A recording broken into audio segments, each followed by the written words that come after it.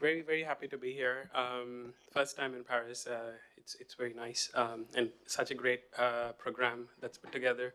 I really enjoyed yesterday. So hopefully today is my jet lag is a bit better. Hopefully, so I'll deliver this well.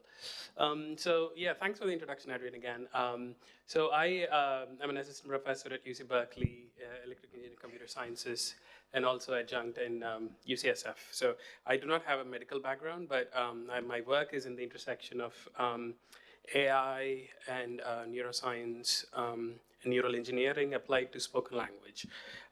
So okay, so this is the very familiar, uniquely human speech communication chain. What's happening right now is, I have all these thoughts in my head that I want to impress upon you, my thinking about how neuroprostheses must be done, and instantaneously all those thoughts are taking form of the lexical sequence of words that I want to say. And I am orchestrating these muscle movements in my mouth so that the air transmits the message that I intend to convey. And you have the reverse process of decoding my message, right? So that's the auditory pathway. So my work in today's talk, I'll basically talk about this forward model of forward path of how brain orchestrates these orofacial musculatures to convey sound, speech. And I'll talk more about the historical timeline of how this came about and what has happened in the last decade. And it's more of a first-person narrative of how to think about speech neuroprosthesis from my view. So it is focused on my works, but it kind of is correlated very well with how the field has also moved, so that's nice. What's unique about spoken language that I like is of all the transformations that happen, it starts at the cognitive signal, a linguistic signal, a muscular signal, a motor signal, an acoustic signal. So whatever the background you have, linguistics, signal processing, machine learning, AI, or cognitive science, you can study spoken language. And that's what's excellent about it. And it's the problem and opportunity, though, is we don't have a model system. We don't have any other species that has such a developed spoken language system to convey information. So that's a unique opportunity that we have. And it's not now that we are looking into this. It's over 100 years ago that Harry Cushing has kind of stimulated these parts of the brain and evoked sensation or stimulation or movement in these parts of the brain. As you see, there is like a structure of where the lips and the jaw and the tongue are. So this is 1906, right? And of course, this was developed by Bouldre and Penfield into what's the motor homunculus. You can see very well the amount of cortex that's dedicated to the most important functions. We are very dexterous animals, so the hands, of course, have a very big representation, and so does the orofacial musculature. So you have your mouth, your tongue, all of this here. Whereas we have a very good understanding, and thanks to Dr. Anderson's talk yesterday, about how arm movement and hand movement can be represented and decoded. Spoken language has lagged very much with respect to that, notwithstanding the amount of cortex that's dedicated to it. And that's largely because behavior is hard. Whereas in hand and arm, you have a center of task. You have one target, you go and come. Whereas while I'm talking now, it's rapid stream of motor commands that are happening. Right now I'm speaking like 120 words per minute, so that's really a lot of spatial, spectral, and temporal precision that I'm controlling. That makes it hard. And but we have made some strides, of course. So here is okay. So this is very zoomed out, but this is from a review that just got published from the Eddie Chang's lab, and it's kind of a timeline starting from the early works. Early electrophysiology really tried to do can we decode 5 vowels or 5 consonants, and can we decode the formants of sound. And more recently, I think the takeaway from this slide, if it's too small, is that there is this recent burst of activity and interest in decoding spoken language signals from the brain. And also included, of course, is what Professor Anderson talked about yesterday, Sarah's work on imagined speech. But so I'll talk about some of the works that I've been personally involved in, kind of the updated versions of those talks, but also something that is really unpublished yet, but very, very new. What has happened that's remarkable now is we have all these different modalities with which to probe the brain at different resolutions, either space or time. So you can go all the way from single neuron activity using microelectrodes, or full brain with fMRI, MEG, and all these other modalities. But there is always a trade-off, right? You have either a good time resolution, or spatial resolution, or spectral resolution. But for something like spoken language, which is so rapid and fast, we really have to be invasive. All of my work is restricted to this one modality of ECOG, which is this is kind of the putative ECOG grid, if you will. That is.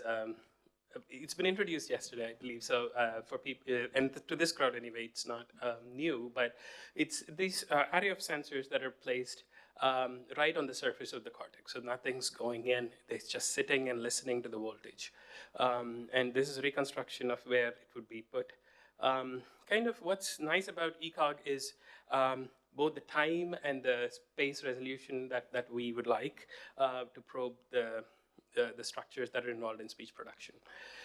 Here is an example of what one electrode, for example, encodes. So this is, I believe, a perception task. So the participant is listening to a sound, sir.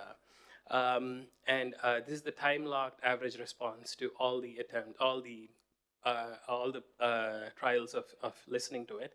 And here is a single trial response. So you can see very high SNR, which is great, enables us to study all these things. And it's kind of driven a lot of understanding of the functional organization of different auditory structures initially, but then we also had some motor insights that followed right after. So the questions that we could ask are, of course, now I'm interested in spoken language. I want to understand what, and more on the production side. Auditory perception is relatively more well studied, but production less so. But that's where I came from, with an interest in understanding how we produce speech sound, and can we decode the entire brain to kind of synthesize what the brain is trying to say. So the first, about 10 years ago, there was this study, which is kind of a rehash of Bowlby and Penfield's stimulation work, but not with stimulation, but with just recording, right? We are just sitting on the cortex, the ventral sensory motor cortex, and listening to what's happening with respect to the voltages as participants were saying simple syllables like ba, poo, ga, and so on, right? So, and what you see here is the time rasters of what's happening in different regions. And with simple linear analysis, we can figure out that there is this map of the vocal tract in the brain with respect to like where each articulator exists. And of course, there is two regions for larynx, which is very uniquely human. Other NHPs do not have that two locations. Anyway, so that was interesting, and that really got me interested in, okay, so this is great that we have a map now. Can we go to fluent speech? Because fluent speech is not merely stringing together discrete chunks, but it's really amalgamation both in time and how these syllables are orchestrated. So, so that's what I wanted to understand is like, what are the mechanisms of fluent speech production, like the one I'm doing right now? So we started a new task where subjects who were in treatment for epilepsy were implanted with this grid of electrodes, and if it's in the sensory motor cortex, the region that's assumed to control speech articulation, we kind of ask them if they would cooperate for the study, and usually they do, so that's really nice of them. So they read sentences like this, and we simultaneously record neural activity and the sound that they produce, and extract the high gamma feature that I've shown in the last slide. And of course, what we would like is to relate the neural activity with behavior. Now, the behavior during speech production is really movement of the mouth, the lips, the tongue, and the jaw, right? So we kind of take a step back and as a behavior. Now, behavior cannot be simultaneously recorded with the brain because it's its own thing. What you see here is the setup for mid-sagittal articulography, or like sensors placed on different parts of the vocal tract, and the subject speaks within a magnetic field, so we can track the movement of different regions. And so here is example trajectory of the upper lip, lower lip, tongue tip, and so on. You can also do MRI. There is real-time MRI data sets that are available now. We kind of use EMMA for its ease and sufficiency. A big part of my lab is dedicated to understanding how well we can estimate vocal tract behavior just from the acoustic signal and vice versa. Like if you had kinematics, can we synthesize speech sound? So I'll play two sounds. The first one is the original sound. We then estimate the vocal tract behavior. So these are just displacements of all of these sensors in the X and the Y direction. What you can see already is what's in dashed lines are the ground truth. Someone was actually recorded in a scanner while they're speaking, and what's in solid lines is the actual predictions from our algorithms.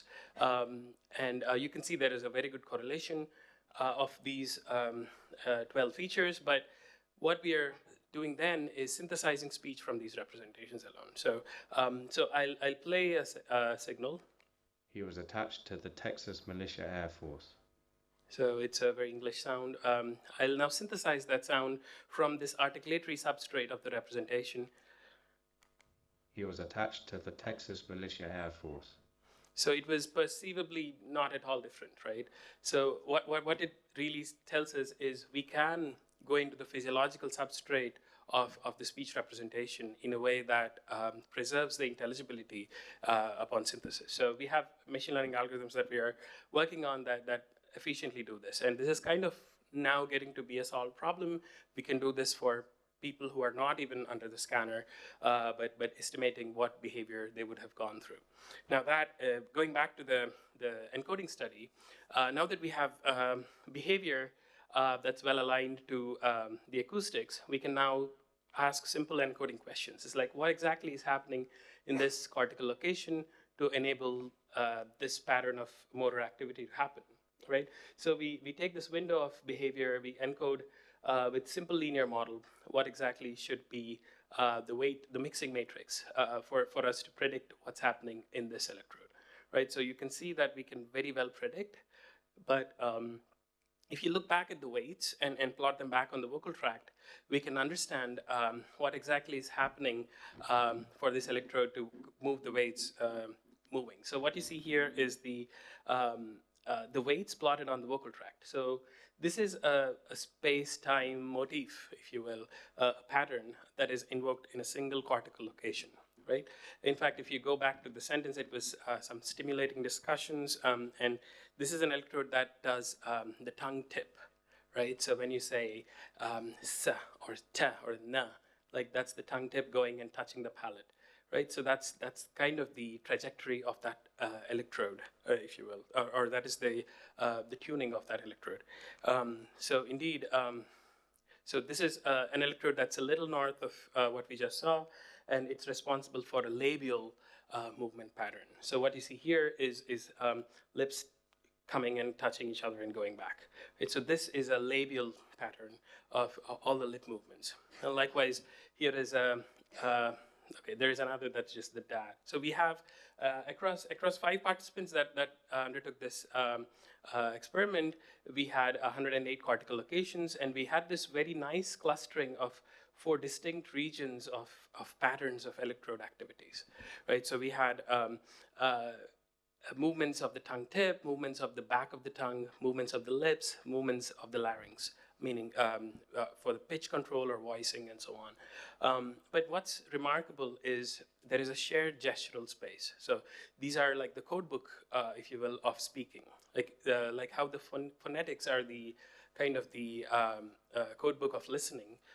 These are the motor equivalents of speaking. So that's what we found that was really interesting.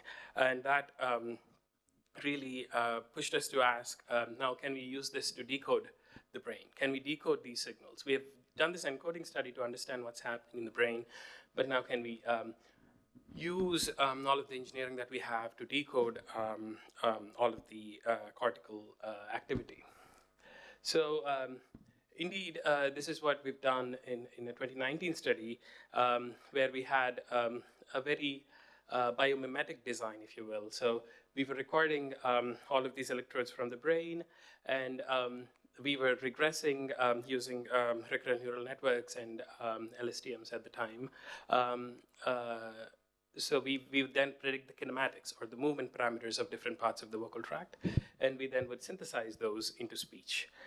So that was our model of kind of showing a first demonstration of can we decode intelligible speech just from neural activity.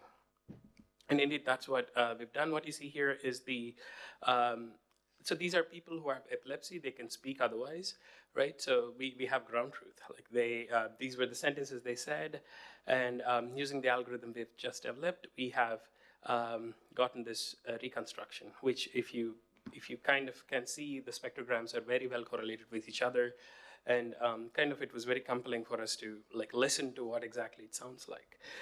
So that's what we did. So I'll play the first sound without biasing you, just what's reconstructed from the brain. Shipbuilding within a fascinating process. So that's decoded directly from the brain. So cortical activity turned into movement, turned into sound, right? And this is the original. Shipbuilding is a most fascinating process. So I do not know if this plays again, but yeah. So I'll play that again just to, or not. It's probably just moved on. Okay. Anyway, so that I hope was convincing enough that we can reasonably reconstruct neural activity to intelligible or semi-intelligible speech signals, which was interesting. But the real North Star for our project was to understand if we can do this for someone who is paralyzed, who has lost their voice function due to either injury or progressive neurological disease like ALS or motor neuron disease, and can we reconstruct speech back for them, right? And so we had, in 2019, we started a clinical trial at UCSF called BRAVO, which stands for BCI Restoration of Arm and Voice. If you remember the homunculus, the hand region and the orofacial are really next to each other. So the hope is with a single grid of ECOG, we can get both of them. That's the idea. I do not personally work on the arm, but we have collaborators at UCSF who do. Kind of what we wanted to tackle was, so at the time we were doing, of course, arm decoding was very well developed. We had robotic arms back in, 2006. What people were doing for assistive communication was still using technologies like screen readers or gaze tracking on a speller on board on a monitor, and then they would select each letter at a time. And these are participants in our study. This is Pancho, who actually the way he uses this is he has a baseball cap with a stick on it, and then he pecks on his monitor to select his letters. So it's, and he's a web developer. Remarkably, he can use this very primitive infrastructure to actually design things, drag and drop things, and so on. And this is Anne, who, so both of them have lost their function, one to stroke and one to an accident over 18 years ago, both of them. But their current assistive communication is really suboptimal. Here is kind of a scale of communication rates, if you will. So number of words per minute. Whereas I'm talking anywhere between 120 and 150 words per minute, the current BCI interfaces are really, really slow. Like we have less than 10 words per minute. And BCI-driven cursor control at the time, out of the BrainGate clinical trial, was adapted to move a cursor on a screen to select the letters. That was kind of the communication state of the art, but it was really tapping into the movement substrates, not the orofacial substrates of the brain. But given what we've seen with our decoding efforts, we figured we could try and build direct speech decoding BCI, tapping into the spoken language structures. So anyway, that's what our goal was. And so that's, Poncho was the first participant we implanted, and kind of proof of principle that we can do this. So this is the grid placed on the sensory motor cortex. And the first study we did was a very simple 50-word closed vocabulary study. So these were still in a classification setting. So we had one of 50 words that were getting detected.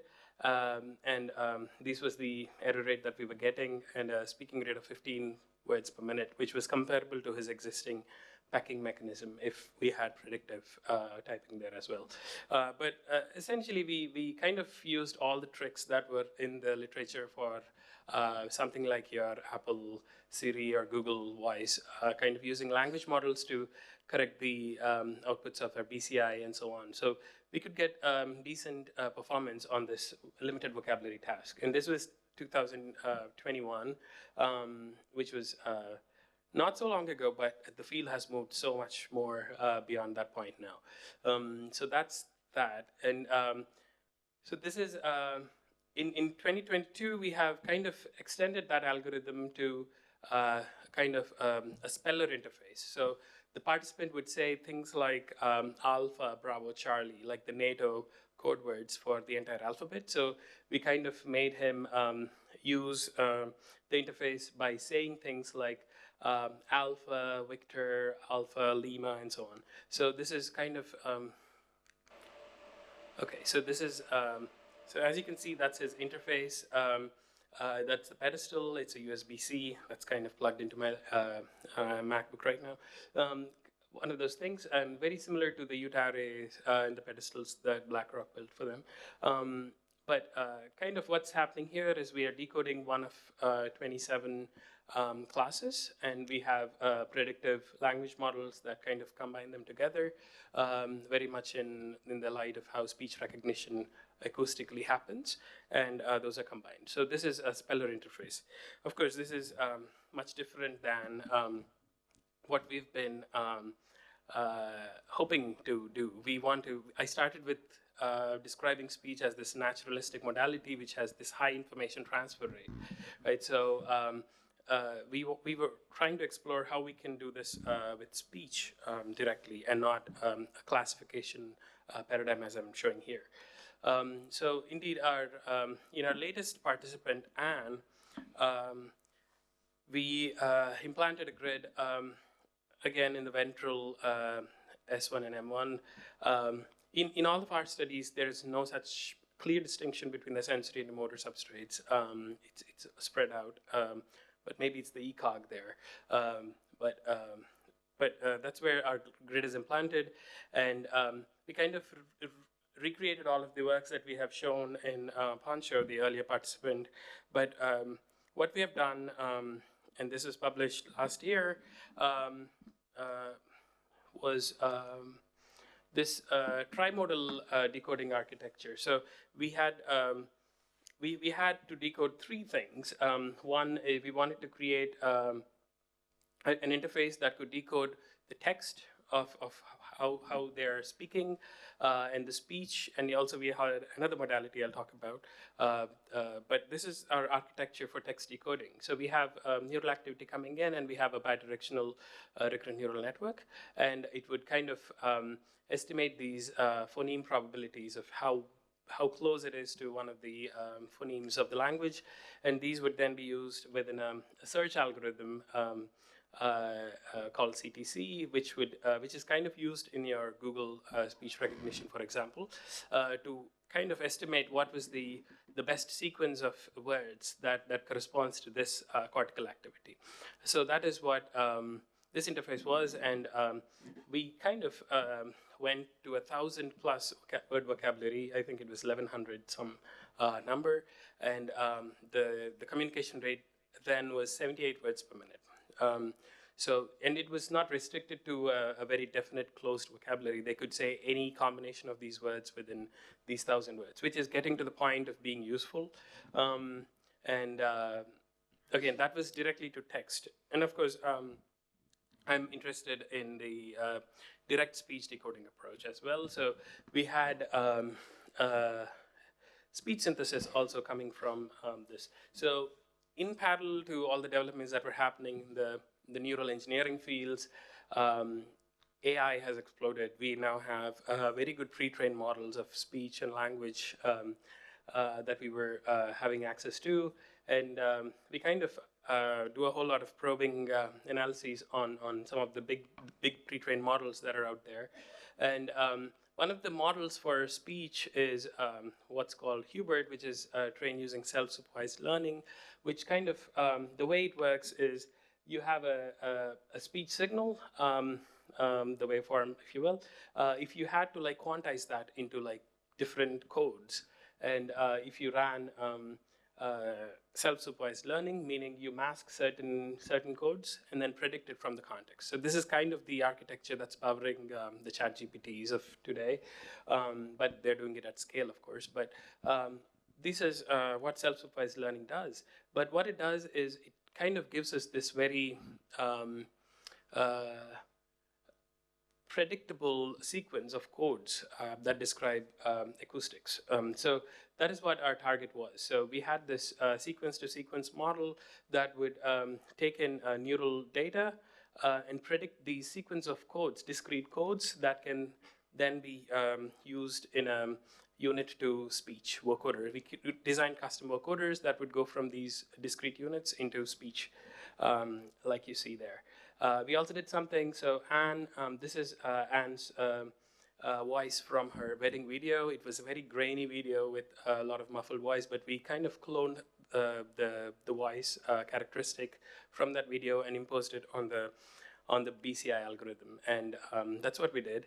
And this is where you can see that we were, for 1,024 word vocabulary, we were about like 50% word error rate. Word error rate is this number, like how many words are wrong or wrongly decoded by an ASR system or a listener. I believe this is all using Whisper, speech to text algorithm, and we are decoding that.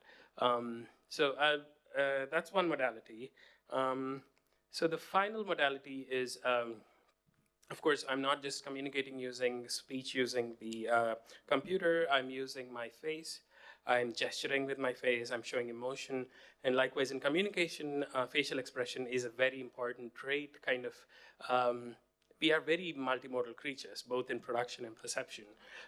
So we kind of used this company, Speech Graphics, which kind of does this for video gaming and kind of facial rendering. But we kind of used their platform to also create discrete gestural codes of face movements. And we had our participant do different gestures like tongue raising, lip opening, lip rounding, and so on. And we were also decoding those features from the brain. And also emotion. Right, so this is, for example, a classification of different expressions. So lips, mouth closing, mouth opening, lowering the tongue, raising the tongue. And you can see a very clean diagonal matrix in terms of confusion. So the signal is very clean, and her expression, so we are not really decoding emotion, but we are decoding the facial or the articulatory substrate of emotion in how we express it using our face. And that's what we're decoding.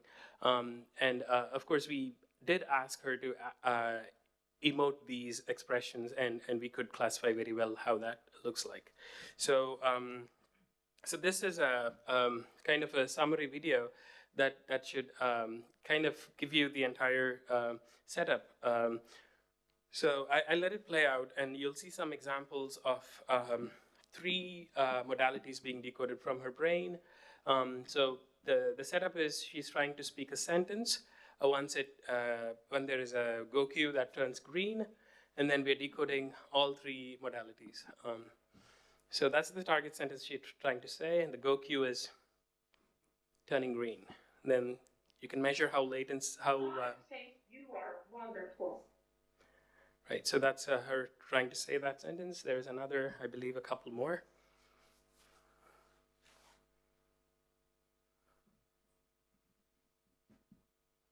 Give me a few minutes.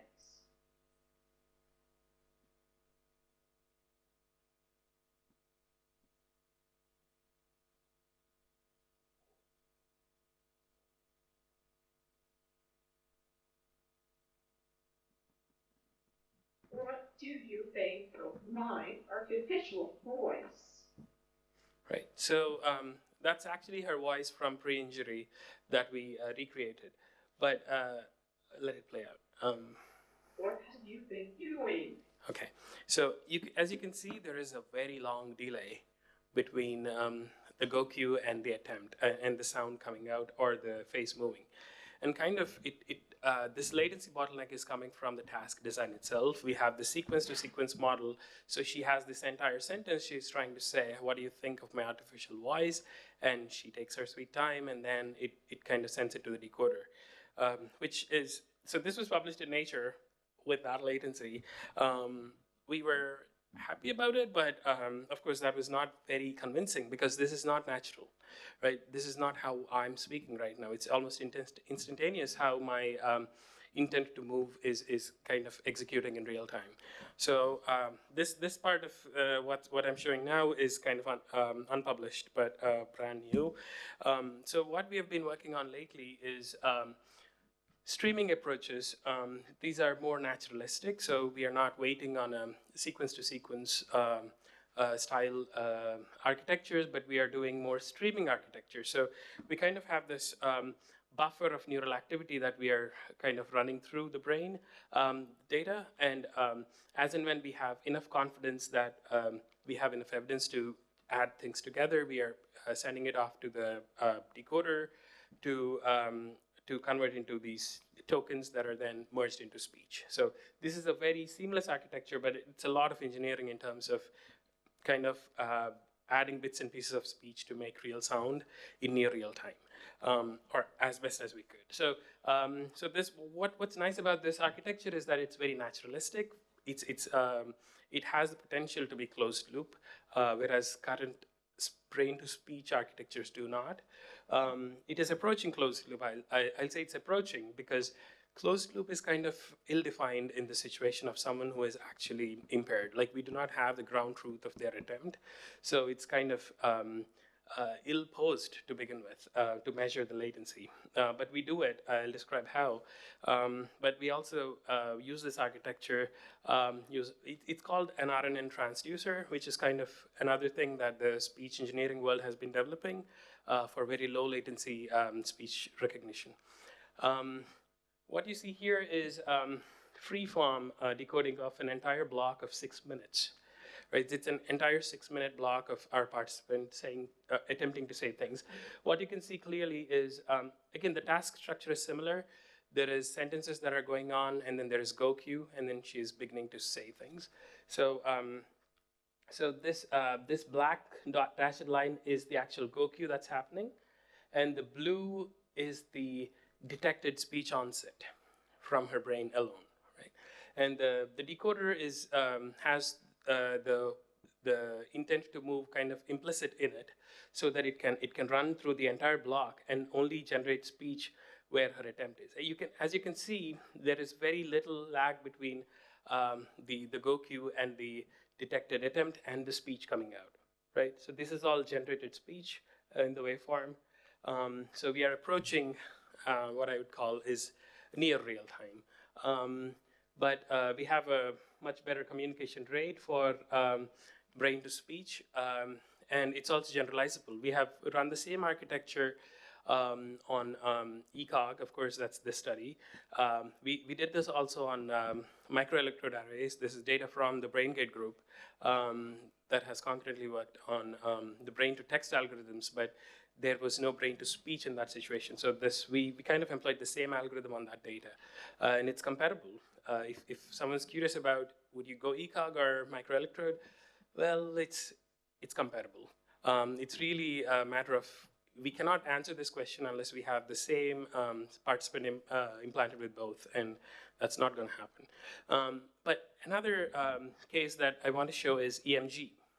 So this data set is facial EMG, where a healthy speaker is placed with EMG sensors, and they're speaking, and we are decoding essentially the same architecture on that data.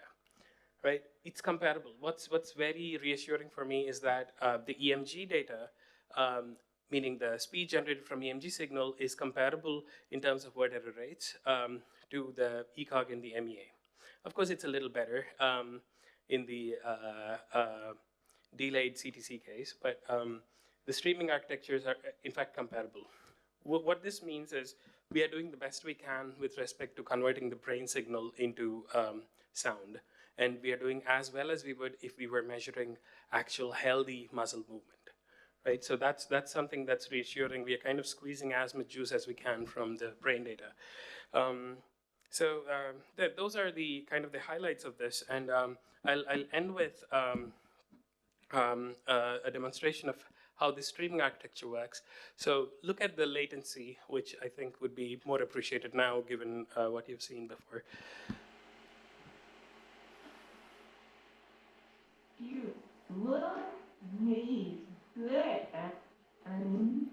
So it's speech that's streaming in near real time. We are not waiting for the sentence to be completed. So there's a couple more.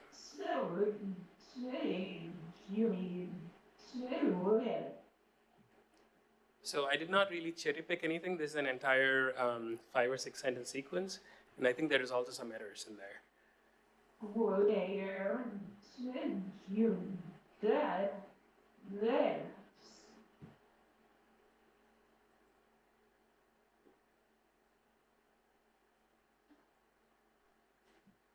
Is that they I and you? I think this is the last one, I think. Let's see. What would you say? Hey?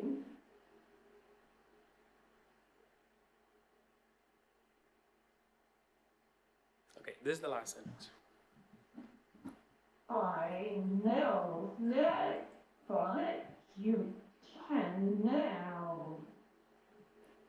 Right, so that's the end of that demo.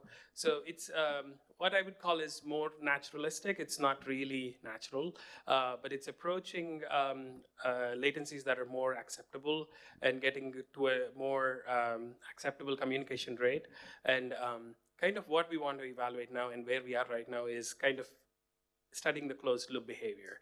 Can the subject now control aspects of the volume of what they're saying, the jaw opening, the pitch, and so on? These are all what are now possible given this architecture that would not be otherwise. Anyway, so that's the end of that.